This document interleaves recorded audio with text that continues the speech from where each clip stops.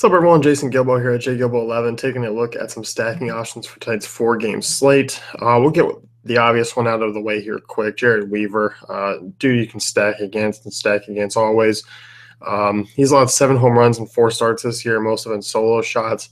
Dude is living on the edge right now. 182 BABIP to start this year, 3.91 ERA. FIP, XFIP, I mean, up over 5.5, 6, nearly Sierra's high. 14.3% strikeout rate, average and missing bats. Arizona, I mean, it looks like they're playing in Coors tonight, which basically they sort of are. Chase Field's been really close to Coors as far as park factors go. So, you know, the 6-run total there is certainly going to be friendly. Weaver, I mean, he allowed us 365 WOBA to both sides of the plate last year. Lefties are hitting him really hard. Start the season. Jake Lamb, David Peralta, you know, really strong options tonight. And obviously, you look at Paul Goldschmidt and AJ Pollock. I don't even mind some of the secondary guys here. I mean, Chris Herman's a guy. If he pops up into the lineup, I don't mind him from the left side of the plate. Chris Owings as well has been hitting up to a nice start of the year. So, you know, Diamondbacks here 1 through 6. Yes, Yasmani Tomasi's another one. 1 through 6, 1 through 7. Fire away here tonight, Chase Field. They're going to be chalky, but certainly ones I want to get exposure to. I think you can make your one-offs elsewhere to be different. So I'm definitely in play with going that route. Quickly talk about the Padres as a stack. I think Walker has some strikeout upside tonight, so I'm not leaning completely one way or the other, but I think I prefer Walker a little bit more than a Padres stack. But I'll mention a Padres stack if you're building multiple lineups because Chase Field is that friendly to teams. I mean, you look at Walker here. I do think he's going to become a little bit better numbers as the season goes on. It may start tonight, but given his numbers at home so far, I mean, it is a little bit troubling. And there are some power bats like Will Myers. You know, Margot has been hitting the ball really well, especially against right-handed pitching. Schimpf, if he's in the lineup, had that big home run last night, but it was pinch hit.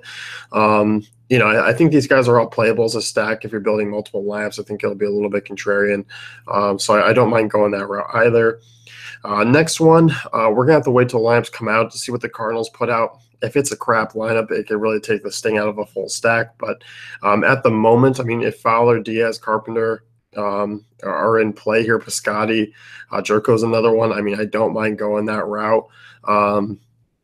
You look at Casey Lawrence, I mean, has only 8.1 major league innings in his career, 7.2% swing strike rate, low 90s fastball, average slider, changeup. It's not anything particular.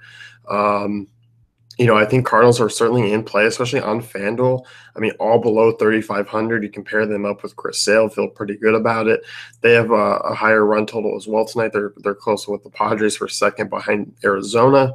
I do think this is a reasonable stack to play tonight. I'm not a big fan of stacking the Cardinals on fuller slates, but on a 4-game slate against a rookie right-hander, I can definitely see going that way as well. As far as other options go, I mean, you know, Yankees not really looking at here. Blue Jays not really looking against Wainwright.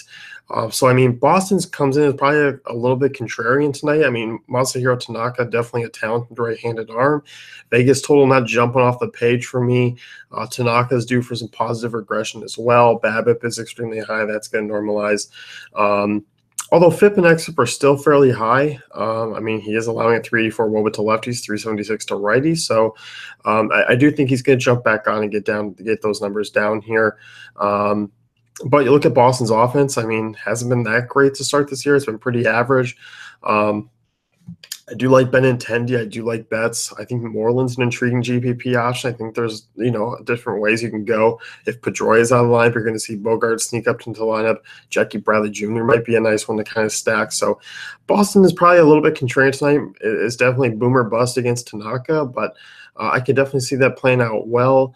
I don't mind going that route if you're building multiple lineups.